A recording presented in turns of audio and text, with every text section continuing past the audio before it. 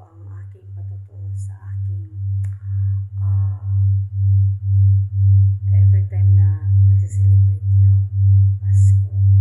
Sabi ko nga sana lagi na lang Pasko. At kung mayroon man akong hihilingin sa darating na Pasko, sabi ko sana makita ko ulit si Heavenly Father. Si Heavenly Father, si Papa Jesus Christ. Kasi noon, tumakbo ako. Pero ngayon this time hindi na. Siyempre kasi malit pa ako nun. Baga nasa ano pa ako. So diba kapag pinakitaan ka ng ganun, so ikaw na yung talo mo pa yung pinakamayaman sa buong mundo. Because it's belong ka doon sa world ni Papa God. Kaya ganun ako ka significant sa pagkatao ka na. Wow! We are so blessed, lahat naman tayo. Pero special ako dahil alam mo yung it's so rare, yung parang chosen ka na, binigyan ka ng chance na dahil alam nila kung ano yung nasa puso mo. Alam ni Heavenly Father ang bawat isa sa atin kung anong mayroon ka.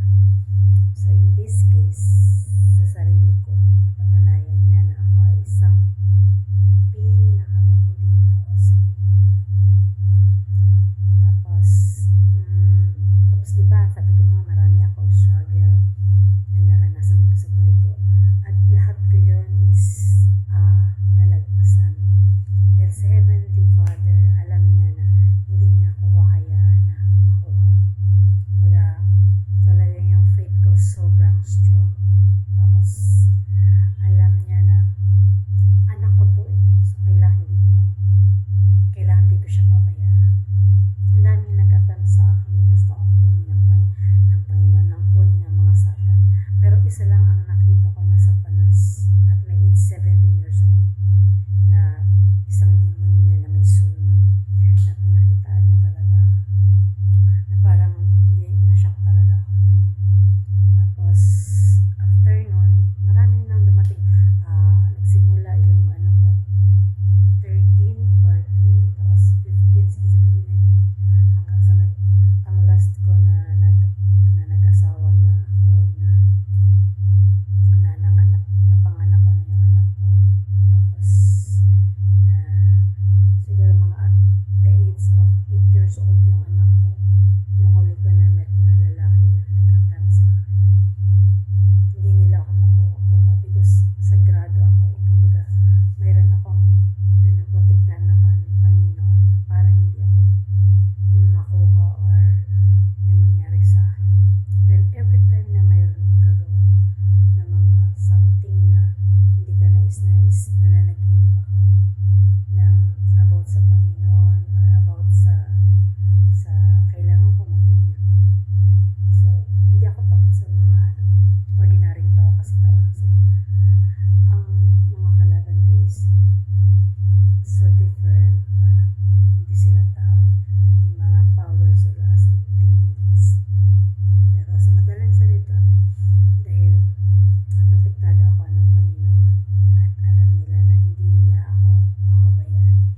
Kaya lagi din sila nasa likod ko or lagi nila ako pinaprotektahan.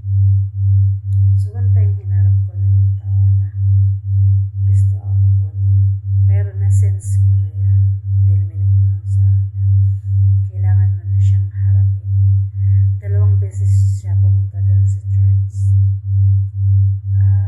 Tapos after nun, sabi sa akin, harapin mo siya para matanggal na yun. Kasi gusto nila ako. Pero hindi nila ako kaya. Kasi nga, may power din ako.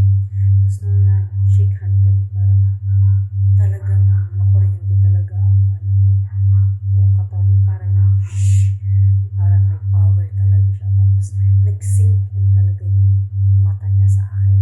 Na parang sinasabi niya na, pero wala siyang sinabi. Kumbaga nag-usap lang yung mind namin. Parang deja vu na parang connected doon sa mind ko and then sa heart ko. And then sa buong pagkatao ka na, sige, last na to. Hindi ka talaga makapunta sa amin. Hahayaan na kita na sa Panginoon ka. Tapos mula noon, hindi na nila, wala na nangyari sa until now, last na yun, 2000, mga 5 years before ba yun or 6 years. na, hindi, wait lang.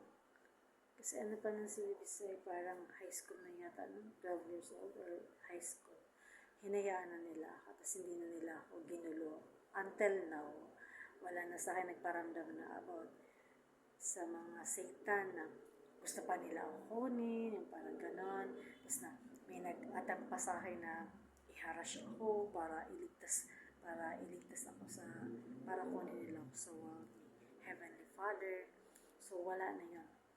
Mga siguro ako 8 years na yata or 10 years, parang gano'n. So kaya panatag na ako. Tapos, pero hindi ko sinasabi na hindi ko sinasabi na wala akong kasalanan. So, syempre makasalanan din ako. Dahil nga, pag may tupak ako, tapos, pag, alam mo yun, may time na, siguro, ma-appear pa sa akin yung demon niya, parang gano'n. Pero since, ang lakas ng stronghold, because even before, talaga, nagpipray na ka about, pumunta ako sa tree, pumunta ako sa liblib na lugar, or dun sa amin, sa dami naming saging, sa puno, sa nyog, sa bato, kasi meron kami yard na kasi yung bahay namin along the road. Tapos syempre kapag probinsya, ang daming mga puno, mga kahoy, ganyan. Tapos daming nyog, daming bato, daming saging. Tapos at my age, 3 years old pa lang ako, 4, 5, 6, 7, 8. So lagi ako nagpipray. So, ginagaya ko po si Papa ko. Kasi ang Papa ko is sobrang napaka-devoted niya sa Panginoon. Para siyang si Abraham or si Moses na, syempre kasi pastor siya. Kaya, ideal man ko talaga ang Papa ko. Tapos, sobrang gwapo niya, sobrang talino niya, sobrang, syempre mayaman din siya. Tapos, kumbaga given sa kanila yun. Kasi Espanyol siya. Tapos, sobrang bait niya, very oriented siya, father figure siya. Tapos, hindi ko sila nakita nag-away ng mom ko. Pag nagtatalo sila, konting talo na, and then, tapos, and never nila kami pinaparinig. Tapos, so, very successful yung family namin. Parang masasabi mo siya na perfect. Pero nung namatay ang mom ko, tapos may mga, din, na mga parang, di ba yung mga babae, temptation din yan. So, pero, ayun, syempre, walang perfect talaga na couple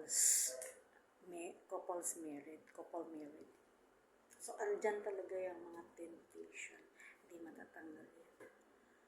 Pero, hindi ko si Papa tinignan na, kasi hindi niya kasalanan yan. Ang nang makasalanan din yung nag-tempt yung mga babae na ganun. Pero, behind of that, napaka-perfect pa rin ng Papa dahil napaka-responsable niya, tapos matulungin siya, napaka-generous niya sa tao, even my mom, so ganun.